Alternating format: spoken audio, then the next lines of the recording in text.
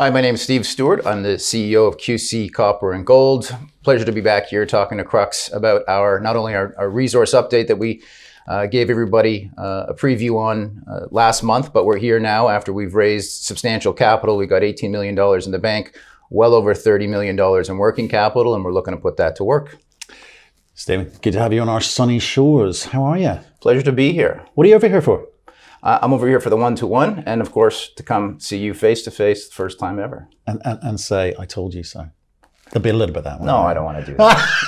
I don't want to do that. You knew what I was going to do. So. I knew it. Well, look, okay, you're at one-to-one conference. Kind of, it's a good conference here in the UK, one of the better ones. Are you here to meet specific people or strategics, or is it just shareholders more broadly? Well, a little bit of everything, really. It's my first time at one-to-one, but it's something I've always wanted to come and check out because it's a really efficient use of my time, as it's active as opposed to sort of passive in these conferences.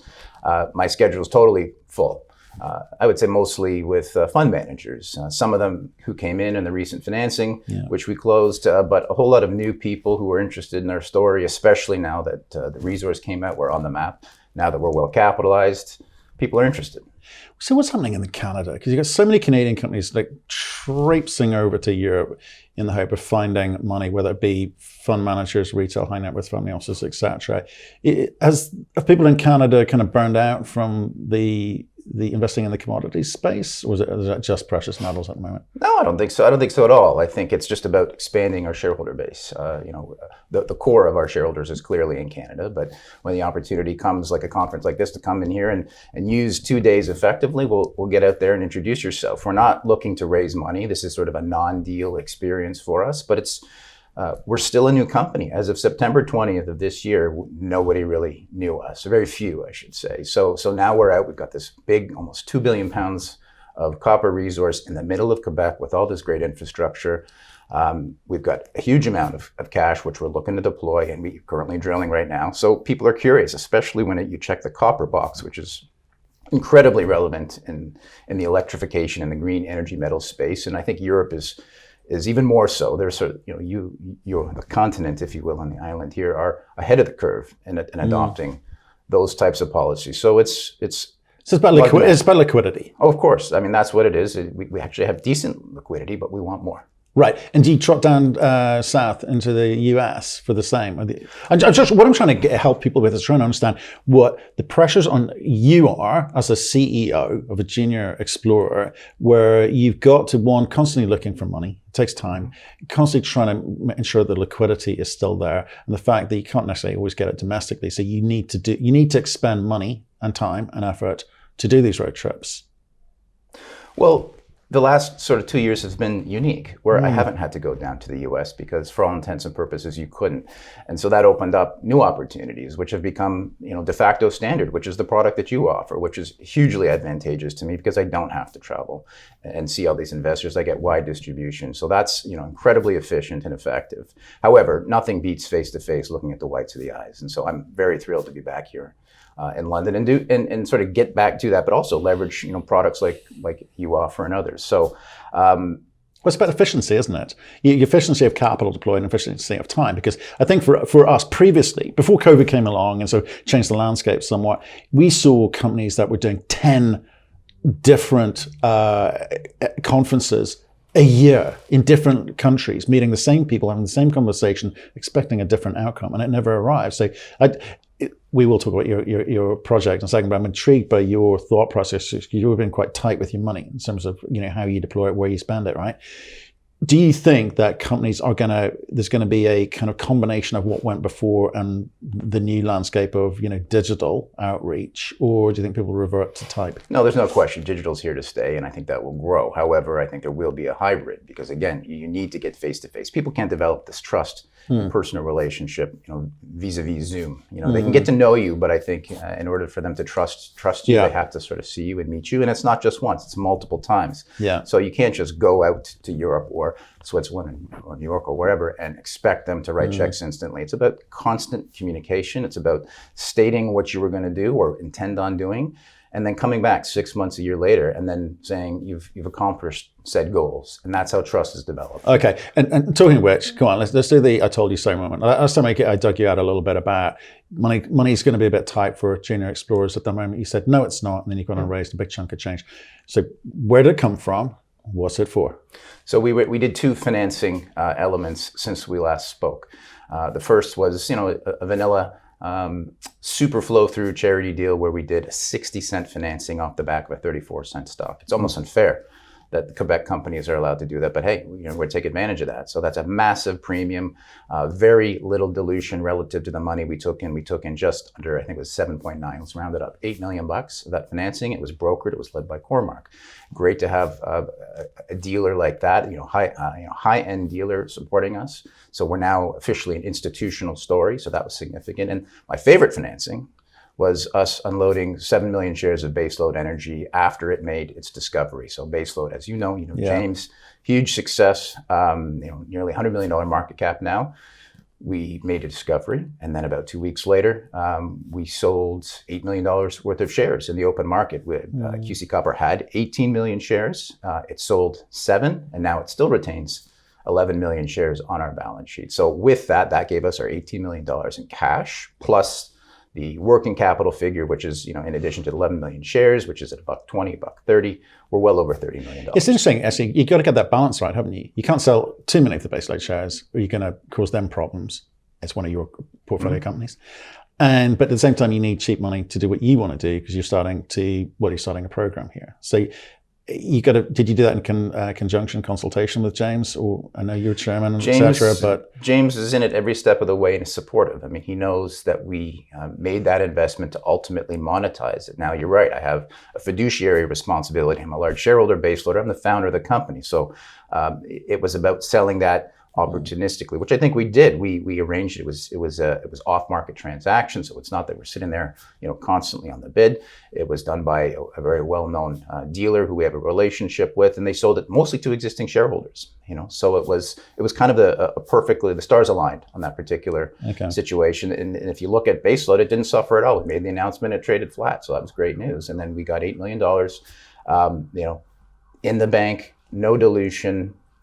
I mean, and we paid, when I say we, I mean QC Copper ultimately spun that position off in baseload at less than $1 million. And that was a value of a property that wasn't our core property, which is still in baseload. So it was a home run transaction for QC Copper shareholders. And when the time is right, they can expect us to monetize the balance of the 11 million shares. In consultation.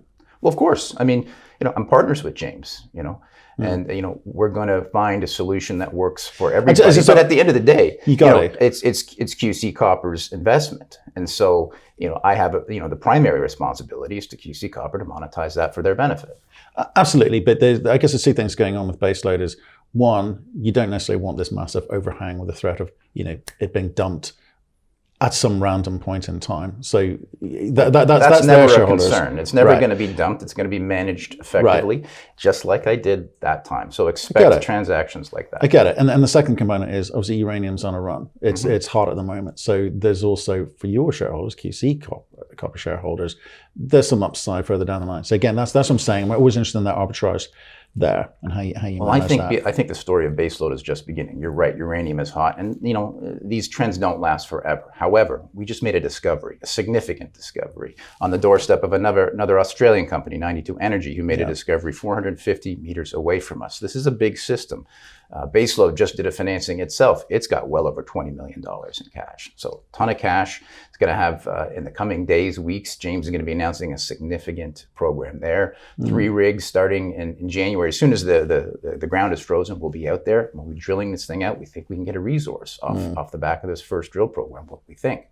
So I think there's a huge if uranium stays status quo or even goes to where, some of the stratospheres, what some of the online experts are suspecting, look, that could be, the fact that we did it at $1.25 or whatever we sold it at, maybe, I don't want to speculate, but there's significant upside there. I believe in uranium. I believe in James Sykes, and I'm thrilled that he made a discovery on the first drill program. Right. Back to QC Copper. Yes. What are you doing with that money? Putting it in the ground. Doing what though? So we're drilling right now. I just got back from site 3-4 days ago. Was up there with Charles and our whole team. Looking at the core, we hit some nice mineralization. We're focused. We got a drill program planned between now and the end of the year, sort of setting up the bigger, more robust program that's going to happen in 2022. So right now we're focused on sort of lower hanging fruit, which is particularly in the saddle zone, which is an area that produced a lot of mineralization for us in the September resource. So there's some expansion potential there. On the eastern zone, which is the east side of the pit where we can expand it there, that's an area of focus for this program. And so we'll wrap that up. In the coming weeks, you can expect us to announce the more robust 2022 program, which is something on the order of 75,000 meters. So big program, multi-rigs, take us all year. There's no question that's going to add a lot of tons, pounds, whatever you want to call it. This resource is getting bigger than what it is. Right. So let's talk about that. Remind people. I know we've had this conversation a few times, right? But now you've got the money in place, you can actually make firmer decisions about how you move this thing forward. To what end are you doing this? What's the end game here? Just for people perhaps new shareholders, perhaps people new to this story, just remind people how this thing moves through the phases for you, because you've got, and we'll talk about it at the end. You've got a portfolio of companies here, and you're going to take them to various stages. But when each of them start getting to a certain size, you're going to be stretched. You're going to need to either bring people in, or you may have a different plan. So what's the plan for QC? Well, we have people in, but more. You need different skill sets. Absolutely, and we are. And people, right? Let's talk about QC and growing our team right there. That's a paramount goal for us right now. We're laying the foundations to build a mine. We think we have a mine today with September 20th resource out. But no, because it's not, we know it's bigger. Right. So we just have to define it. So I think it would be a disservice to our shareholders to start the engineering and economics on something that we know very clearly is getting bigger. We see it in the data. Don't forget, we're not flying blind here. We're leveraging the huge database we received from Falconbridge. Okay, so that's the backbone of this resource, which we confirmed and which we expanded upon. So we see it, and if you go in our presentation, you'll see what's constrained in the pit, and that's the only thing we're talking about. That's the 2 billion pounds. Yeah. But you can clearly see mineralization outside of the pit shell and other areas. So that's going to be the near-term, low-hanging fruit area of focus, which we're going to be twinning. We're going to be expanding. We know what's there. Yeah. So it's just about defining it in the 43101 regime and coming out with an updated resource, which we will do. Then beyond that, it's more blue sky. Okay, so there's a lot of mineralization through that whole trend. The Gwillem Fault, which is the mineralized structure in the region, which controls the whole district of Chibougamau, which is just totally pregnant with mines. And we've got 13 kilometers of it. Most of it has not been, almost none of it has been explored in the context of an open pit. Okay, and so all the resource I've been talking about is only 2 out of the 4 mines on what was the Opemiska, the Springer and the Perry. We have not even drilled or modeled properly yet the Cook and the Robitaille mines, which are about 1.5 kilometers away. So there's this 6-kilometer corridor, which is about 500 meters wide, that we're going to be exploring in the 75,000, maybe even 100,000 meters. So it's really about exhausting the geologic potential of that corridor, particularly near surface material, because that's what we really want. Is we don't want stuff at depth. We want stuff near surface to add to the near-term economics. Right. So, and the reason you do it that way, and I know it's kind of a Canadian thing, drill to the edge of the envelope, right? Australians like to get into production a bit earlier because they want to get the revenue flowing, right? But for you guys, you're choosing that path because the people who will be funding this, right? You're good at going out and getting money. The people who are going to be funding the next phase of this are going to need to start to see scale, because copper, I know we've got some gold credits in there too, but copper is something that usually gets valued when it's got scale. So what do you know about what you need to say to the financiers to get them excited? Well, I think they are excited, but again, we just don't want to... Excited enough to give you money now. Yeah, right? Well, we don't want the money now. We wouldn't take it. We've had offers, call it private equity, companies come in and say, look, we'll write you the check now to take this thing to production. We say, thank you, but no thank you. We're not ready yet. There's too much value to be realized for us to be sort of putting a pin in it today. We see optionality, we see growth. So, we don't want external forces telling us how to develop this, because it's a shareholder's deposit at this point in time.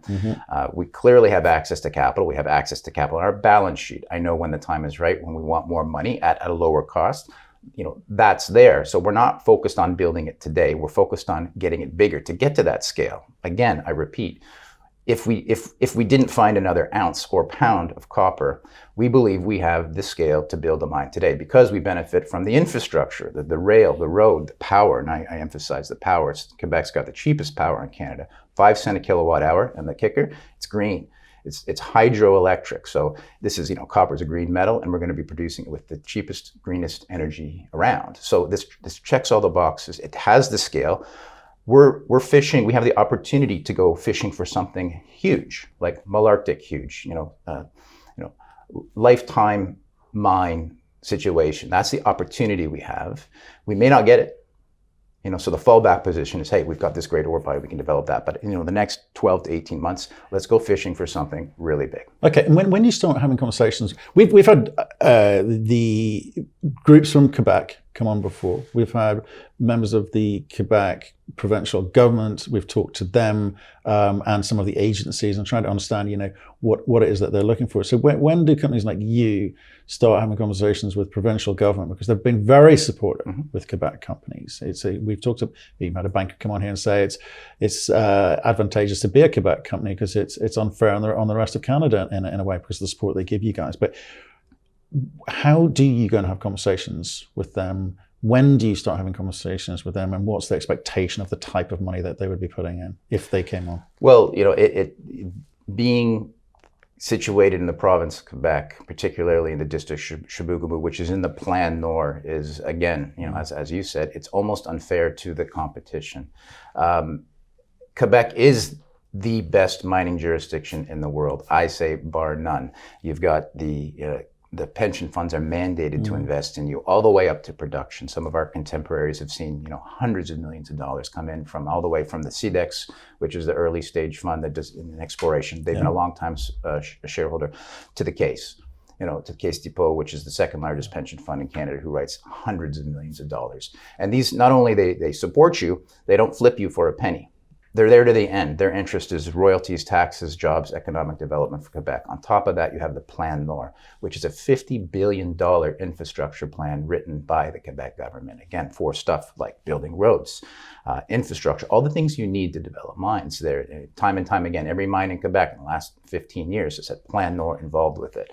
The Quebec government is, who am I talking to? They is a very broad term, but are we talking to them? Absolutely. Are they interested? We are on their radar. Why? Because we're big. We have copper, which is a key strategic metal on their plan. We're in an area, brownfield area in the Chibougamau district, close to the town of Chapay, which is a mining town, mining culture. It's an industrial town, but it's I don't want to say it's fallen on hard times, but it was 5,000 people. Now it's 1,500 people. And it's probably going to head in that, continued decline until something happens. And I think the community, I was just there, as I said, I think we are the thing that's happening to that community to give it an opportunity to thrive again, so that their children don't go to Montreal, Quebec City. They stay, in the town of Chapay, in the district of Chibougamau, because there's jobs, there's opportunity. All we have to do is point to Malartic. Time and time again, that's a perfect example. Those guys at Osisko really cut a trail for us and made it easier, because we just say, hey, look what happened over there. It's a very similar situation where it was a high-grade underground mine. It had been exhausted in the context of how they were mining it. They went in there, they redefined it, bulk tonnage, just like we've done, and convinced the town that this is what they need. Now you drive through Malartic, it's booming. You've got car dealerships, snowmobile dealerships, insurance, all these offset businesses that live effectively off this mine. We offer the same promise to the district of Chibougamau Chibougamau, and the province of Quebec is wise to that. They've seen that model, they know it works. Again, mining culture, mining friendly province. So there are intriguing. Yeah, absolutely. It's absolutely intriguing. Let's look to next year, okay? Because copper's had a great year.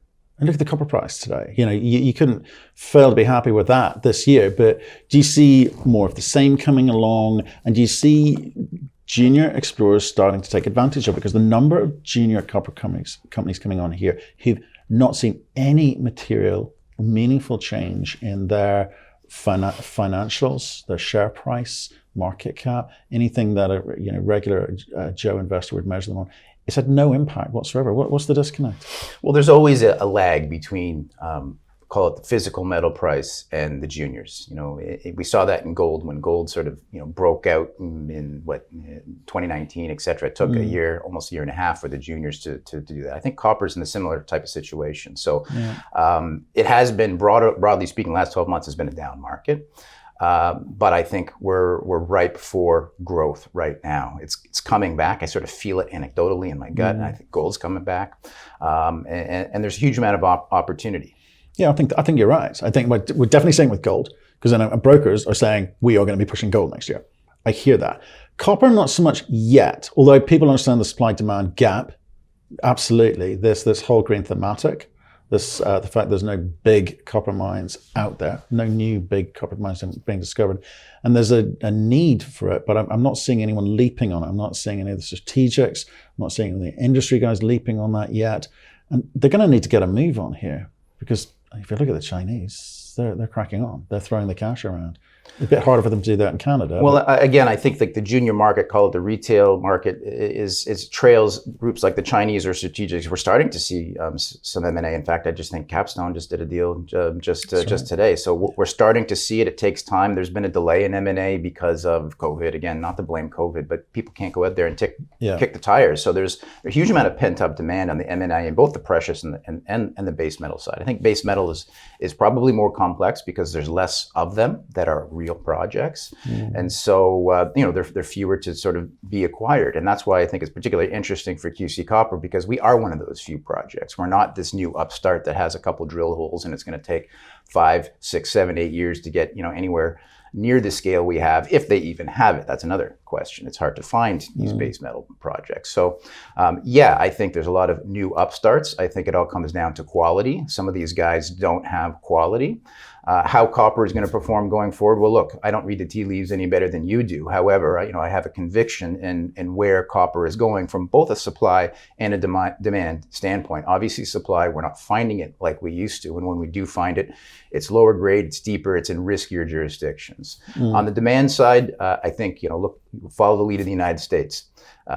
Infrastructure plan. I'm not sure how many trillions of dollars they're actually going to spend, but infrastructure equals copper, and that's not even talking about the green, wild card. So this EV, but it's bigger than EV. It's about electrification of the entire commodity. It's not just Teslas. It's everything. We are headed in that direction. The big question is when. Okay, so I don't think fossil fuels is going away anytime soon. So I don't think it's going to happen as quick as everybody anticipates it's going to. So there's going to be some volatility there, but there's no question about it that copper is the electrical metal, in combination. I mean, you need uranium to sort of generate it. You need copper to transport it from point A to point B.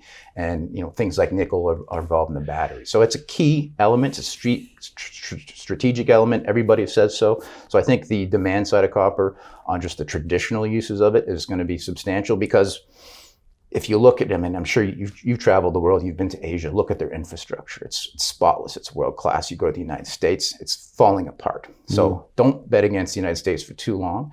They're gonna bring their infrastructure up to the Asian standard. They just have to if they want to compete. So I think the new China is the U.S. Not tomorrow, but that's the direction it's going to go in. So we're going to have that market on our doorstep. Well, let's hope it does. Let's hope it does. I think there's much to be debated still there. But let's stay with QC Copper. Well, let's not. Let's move on. Portfolios. You've got more companies in the group. Talking base metals, there's a new nickel company in town. That's right. So we just, it's been about 2 years in the works, so we're working on it behind the scenes, but it's going to be listed on the Venture Exchange. Fingers crossed this week. Fantastic. We've got a name? It's called Metal Energy. It'll be traded under symbol MERG, M-E-R-G. We've got 2 assets. Too good. It's really, it's why I think it's so, well, look, it's interesting. I encourage people to sort of take a look for themselves and see if they agree. Now, but I'll tell you just briefly what we have. It's sort of a QC Copper 2.0 strategy. So QC Copper is clearly a copper play, but it acquired an old Falconbridge mine with a huge database. Good strategy. It's worked out so far, and I think it will continue to work out. So we, if it ain't broke, that's the theory. So what we did is we went and we found another Falconbridge situation, this time in the Thompson Belt, which is a nickel camp in the middle of Quebec, Canada, Manitoba. Old Falconbridge mine, high-grade producer. It produced 1.3 million tons, nearly 3% copper, so really high-grade stuff, not too deep. We acquired it. We've modeled the database just like we did with QC Copper. You go on our website, you'll see the model, the geology model. It's large mineralized envelope. It's got high grade intersections. 3% over 6 meters. And then within large, much wider mineralized envelope. So it's actually, depending on the grade internally, we're not talking about the size and the grade publicly, but it's large. It's good grade, much higher grade than some of our contemporaries there. But what we're going to do, we've raised $7 million. James Sykes is going to be the CEO. He's going to be the lead of it. We've got obviously technical teams to support him at baseload and as well as metal energy, nickel guys on the sort of exploration side. We're going to drill it out. We're going to confirm the 43-101 resource. We're going to look for expansion. We're going to look for new zones. There's a parallel zone that we see in the geophysics. So it's early days, very interesting, and it's the ore group's expression of its interest in the nickel space. Fantastic. So it's 2 years in the making. You're not jumping on the bandwagon. No. It's been in the planning for a long time. Good to see you. Fantastic. Pleasure. To actually do the face-to-face thing. It's been far too long been done over a Zoom, although I'm sure there'll be a few more Zoom conversations. It's just easier that way, but it's better in person. And cheaper. Sure. There you go. Good to see you here in London. Hope you have a great time here, drumming up a bit of interest in all of the ore group companies, and we'll see you soon. Fantastic, Matt. Thank you very much.